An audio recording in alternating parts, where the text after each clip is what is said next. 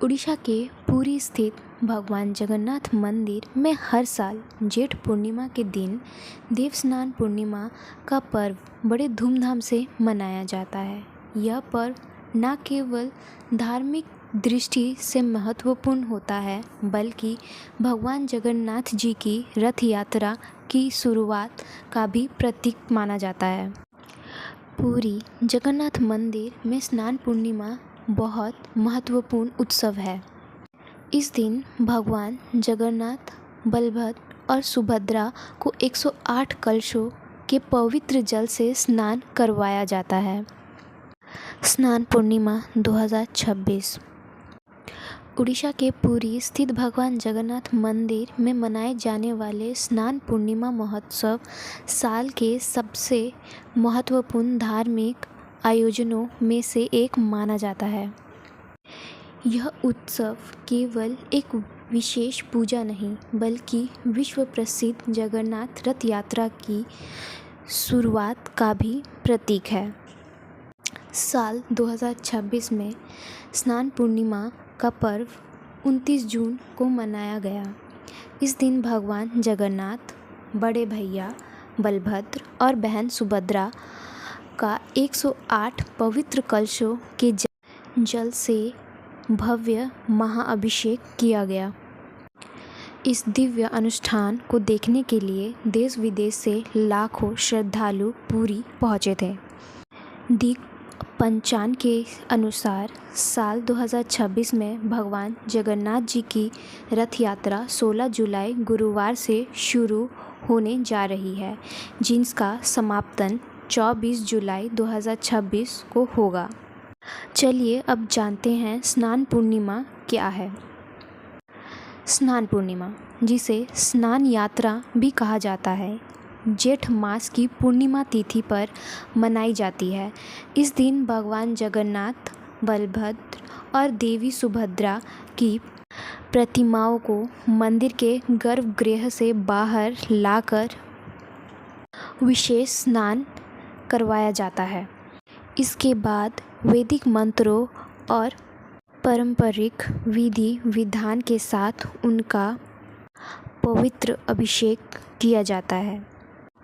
धार्मिक मान्यता यह है कि इस दिन भगवान के दर्शन और पूजा करने से विशेष पुण्य मिलता है और भक्तों की मनोकामनाएं पूरी होती हैं। 108 कलशों से होता है महाअभिषेक। स्नान पूर्णिमा का सबसे प्रमुख आकर्षण भगवान जगन्नाथ, बलभद्र और सुभद्रा का 108 कलशों के पवित्र जल से अभिषेक है।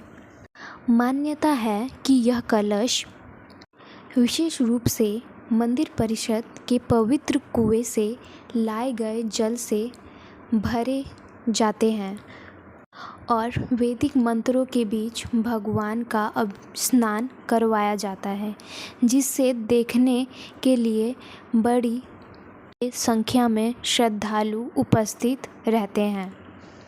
स्नान के बाद क्यों नहीं होते भगवान के दर्शन? चलिए जानते हैं। धार्मिक परंपरा के अनुसार महाअभिषेक के बाद भगवान जगन्नाथ को बुखार आने की मान्यता है। इस कारण उन्हें लगभग 15 दिनों तक विश्राम के लिए ले जाया जाता है। इस अवधि को अनवसर कहा जाता है। इन दिनों मंदिर में भगवान के रोजाना दर्शन नहीं होते हैं और उनकी विशेष सेवा की जाती है। तो यह वजह थी कि स्नान के बाद इसीलिए भगवान के दर्शन नहीं होते हैं। जानते हैं रथ यात्रा की तैयारियां। स्नान पूर्णिमा के साथ ही भगवान जगन्नाथ जी की विशेष प्रसिद्ध रथ यात्रा की तैयारियां तेजी से शुरू हो जाती हैं। अनवसर काल का समापन होने के बाद भगवान नए स्वरूप में भक्तों को दर्शन देते हैं, जिसे नवोवन दर्शन कहा जाता है। इसके बाद भव्य रथ यात्रा का आयोजन होता है, जिसमें भगवान जगन्नाथ, बलभद्र और सुभद्रा अपने अपने रथों पर सवार होकर गुड़ीचर मंदिर की यात्रा करते हैं। स्नान पूर्णिमा का धार्मिक महत्व। सनातन परंपरा में स्नान पूर्णिमा को भगवान जगन्नाथ की विशेष कृपा प्राप्त करने का दिन भी माना जाता है। इस दिन श्रद्धालु भगवान के दर्शन, पूजा और भक्ति के माध्यम से सुख, शांति और समृद्धि की कामना करते हैं और कई भक्त इस अवसर पर दान पुण्य भी करते हैं और धार्मिक आयोजनों में भाग भी लेते हैं। यह दिन श्रद्धालुओं के लिए क्यों खास माना जाता है? स्नान पूर्णिमा केवल पुरी ही नहीं बल्कि देश भर के भगवान जगन्नाथ भक्तों के लिए विशेष महत्वपूर्ण रहती है। यह उत्सव भक्ति, श्रद्धा और भगवान के प्रति समर्पण का प्रतीक माना जाता है। हर साल लाखों श्रद्धालु इस दिव्य आयोजन के साक्षी बनने के लिए पुरी पहुंचते हैं और भगवान जगन्नाथ जी का आशीर्वाद प्राप्त करते हैं।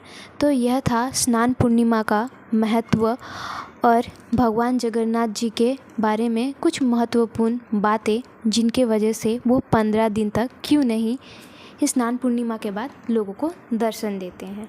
तो ऐसे ही इंटरेस्टिंग वीडियोस के लिए मेरे चैनल को लाइक कीजिए, शेयर कीजिए और राधे राधे।